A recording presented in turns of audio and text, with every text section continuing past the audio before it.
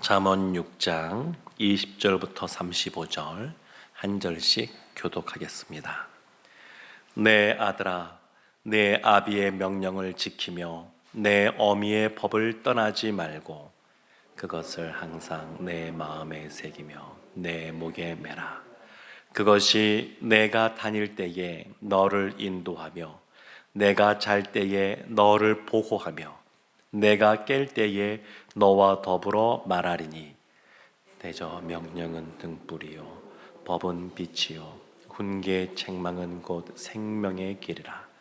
이것이 너를 지켜 악한 여인에게 이방 여인의 혀로 호리는 말에 빠지지 않게 하리라.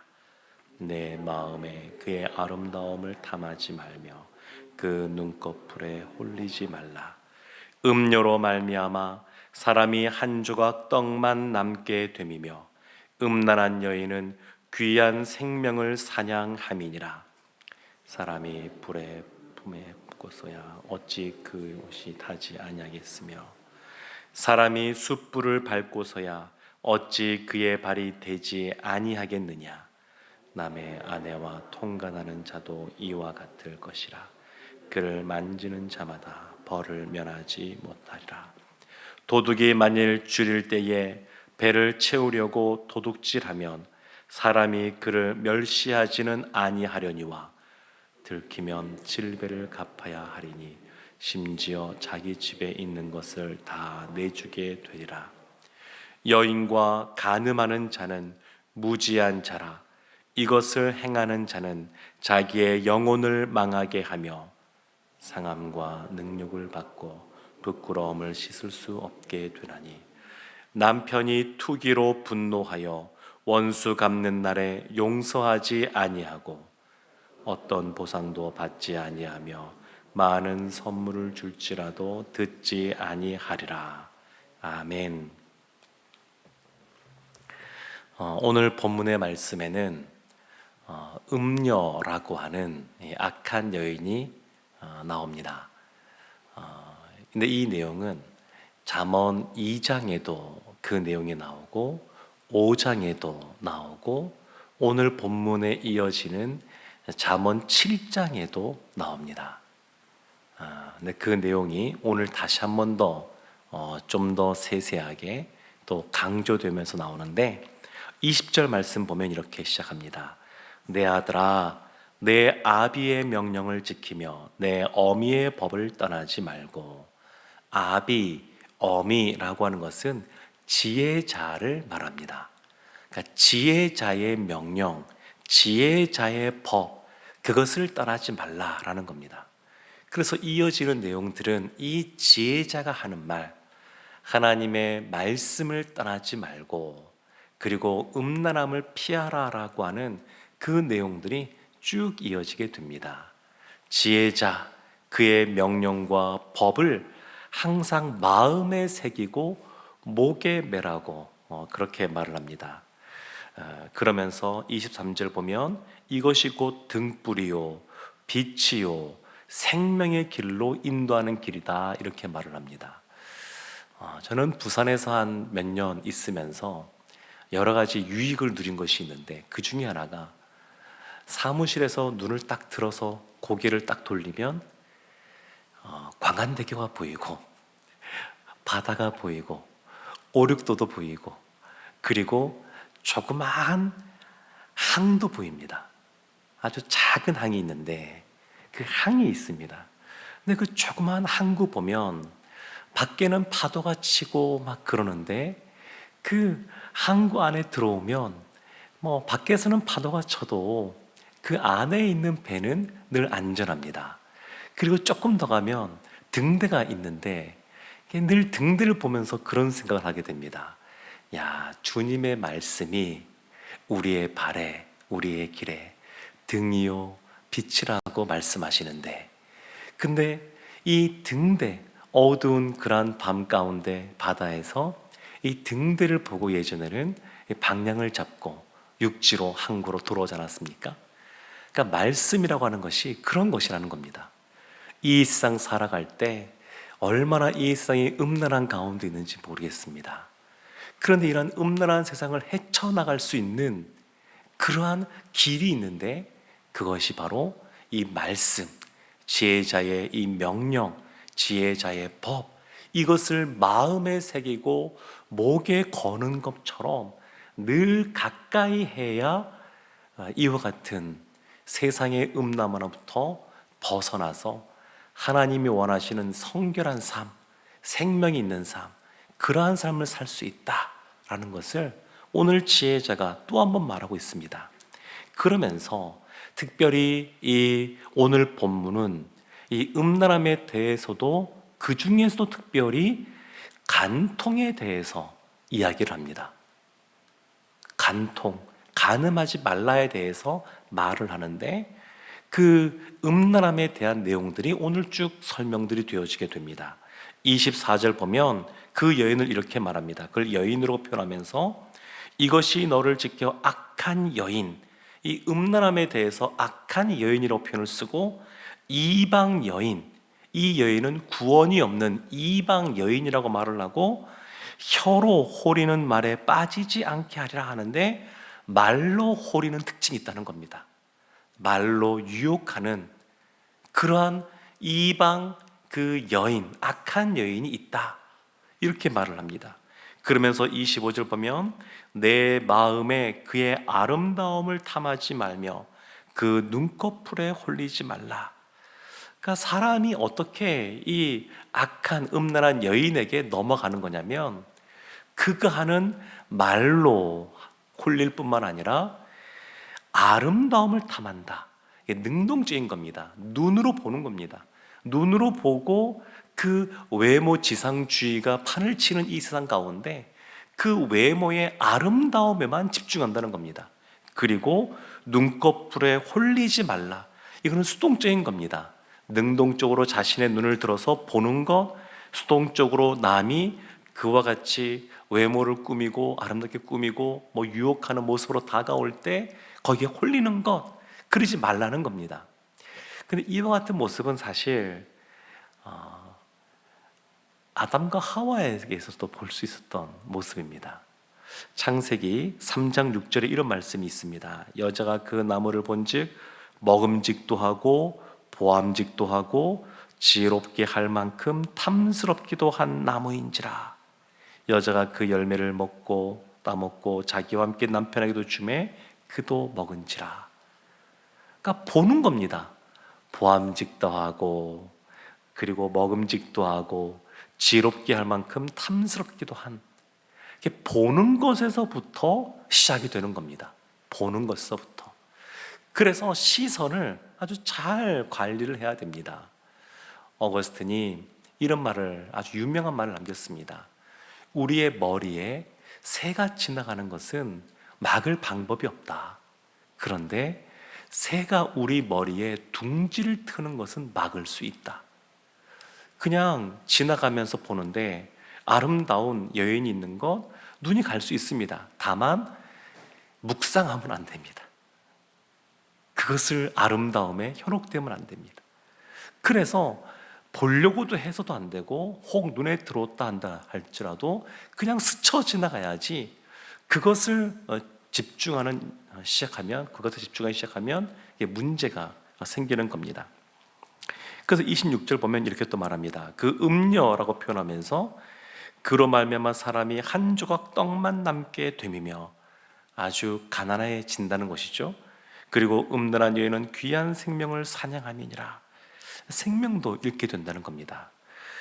그런데 이것을 좀 비유하면서 이렇게도 표현하는데, 27절, 28절에 사람이 불을 품에 품고서야 어찌 그의 옷이 타지 아니하겠으며, 마음에 가슴에 불이 있으면 옷이 타는 것 당연하다. 그래서 예수님께서는 이 땅에 오셔서 제자들에게 훨씬 더 높은 수준의 그런 말씀을 하십니다. 십계명에서는 간음하지 말라, 그 간음하는 행동에 대해서 뭘 하셨다 그러면, 예수님은 마음으로도 음욕을 품는 자마다 이미 간음하였다, 그렇게 말씀하십니다. 그래서 이 마음을 잘 관리해야 됩니다. 우리의 마음에 다른 사람 눈에 보이지 않는다 그래서 그냥 내버려 두면 안 됩니다.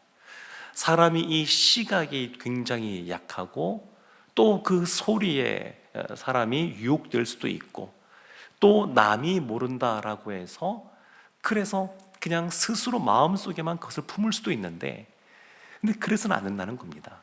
근데 오늘날 이와 같은 유혹이 사실은 너무너무 많습니다. 왜냐하면 그냥 작정하고 뭐 동영상이 있는 그러한 데 들어가서 뭐 검색하면 야한 동영상 엄청나게 많습니다. 의도적으로 그것을 걸러내고 보지 않으려고 그러고 그냥 자신도 모르게 뭐 뜬다 그래도 아예 눈길조차 주지 말아야 그래야 벗어날 수 있는 것이지 남이 보지 않는다고 요즘은 스마트폰도 다 있다 보니까 그러한 야한 동영상에 빠질 가능성이 사실은 너무 많습니다. 세상은 그런 사람들로 넘쳐납니다. 심지어 제가 몇 달 전에 우리 아이들 같이 차 타고 가다가 무슨 소리가 나서 이렇게 옆차를 보니까 운전하면서 그 야한 동영상을 보면서 운전하는 사람이 소리까지 크게 해놓고 있어가지고 제가 깜짝 놀랐습니다. 아니 운전하면서도 그런다는 걸 생각하니까 아 이건 중독이다 제가 그런 생각을 했는데 이 세상에 그런 것들이 넘쳐납니다. 넘쳐납니다. 근데 그런 것에 마음을 빼앗기면 안 된다는 겁니다. 28절에도 마찬가지입니다. 사람이 숯불을 밟고서야 어찌 그의 발이 되지 아니하겠느냐. 숯불을 밟고 있으면 발을 대서 화상 입는 거 당연한 겁니다. 그러면 어떻게 해야 되겠습니까? 마음에 불이 있으면, 가슴에 불이 있으면 옷이 불타고 숯불 위에 올라서 있으면 발이 데이는 것, 화상 입는 것 당연하니까 어떻게 해야 되겠습니까? 화재가 일어나지 않고 불나지 않고 화상 입지 않으려면 지극히 자연스러운 것은 불을 멀리하는 겁니다. 멀리하는 겁니다. 아예 멀리해야 됩니다. 그래서 저도 교회에서 뭐 저도 그렇고 우리 목회자도 그렇고 늘 머릿속에 생각하는 것 중에 하나가 우리 뭐 여자 성도님들하고는 폐쇄된 공간에 단둘이 있지 않는다 이런 거 딱 정하고 있습니다. 그래서 가끔 저 만나러 목양실 오시는 분도 계시는데 제가 문을 열어놓고 있습니다. 네. 문 열어놓고 있습니다. 네. 우리 교육자도 다 조심합니다. 우리 성도님들도 뭐 다 주의하실 것이라고 제가 생각합니다. 늘 가까이 지내고 하지만 단둘이 뭐 떨어져 있는 곳에 있거나 그런 것 주의하셔야 됩니다. 뭐 그럴 일은 없습니다만 뭐 부부순 하더라도 다 부부가 같이 있으니까 조심하긴 할 텐데 서로 친밀하게 잘 지내면서도 항상 이런 것들은 주의를 기울여서 우리가 행동을 해야 됩니다. 그래서 29절 이렇게 말합니다. 남의 아내와 통간하는 자도 이와 같을 것이라. 그를 만지는 자마다 벌을 면하지 못하리라. 만지는 것, 이것이 문제입니다. 만지는 것, 보는 것, 그 말에 홀리는 것, 만지는 것, 이런 것이 다 문제입니다. 그래서 그렇게 하지 말라는 겁니다. 그러면서 30절에 이런 말을 합니다. 도둑이 만일 쥐를 때에 배를 채우려고 도둑질하면 사람이 그를 멸시하지는 아니하려니와 3일 밤낮을 굶었다. 근데 그 사람이 무엇인가 훔쳤다. 잘못됐지만 오죽 배가 고팠으면 저랬을까. 사람들이 그나마 그 심정을 좀 이해해 주는데 간음은 그렇지 않다는 겁니다. 간음은 그렇지가 않습니다. 32절에 이렇게 말합니다. 여인과 간음하는 자는 무지한 자라. 무엇인가 판단력을 잃어버리고 부족한 모습을 드러냅니다. 이것을 행하는 자는 자기의 영혼을 망하게 합니다.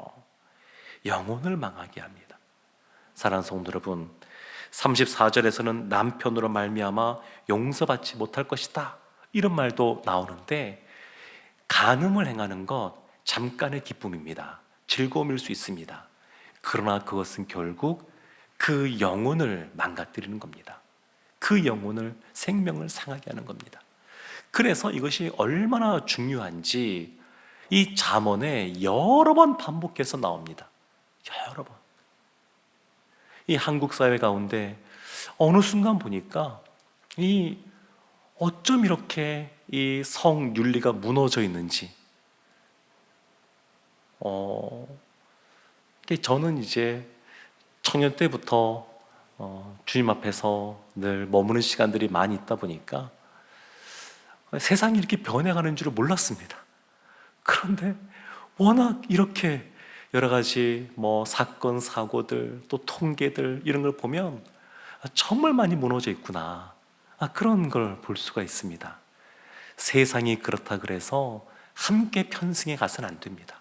눈길도 줘서도 안 되고 마음을 빼앗겨서도 안 되고, 그리고 혹 그런 일이 우리 눈에 스쳐 지나간다 할지라도 집중하면 안 되고 늘 피하고자 하는 마음이 우리 가운데 있어야 됩니다. 그래서 이 방법, 좋은 방법이 뭐냐면 우리가 처음 보았던 것처럼 지혜자의 명령과 법을 지키고 떠나지 않는 겁니다. 말씀을 가까이 하는 겁니다. 예수님이 40일 동안 광야에서 지내고 사단에게 시험 받을 때에 말씀으로 그 유혹들, 그 시험들을 이기신 것처럼 말씀을 가까이 하는 겁니다. 말씀을 가까이 하면 그 말씀의 빛으로 말미암아 이 음란함에 대한 이 어둠의 세력이 우리에게 다가오지 못하고, 혹 스쳐 지나간다 할지라도 그것을 분별할 수 있고 경계할 수가 있습니다.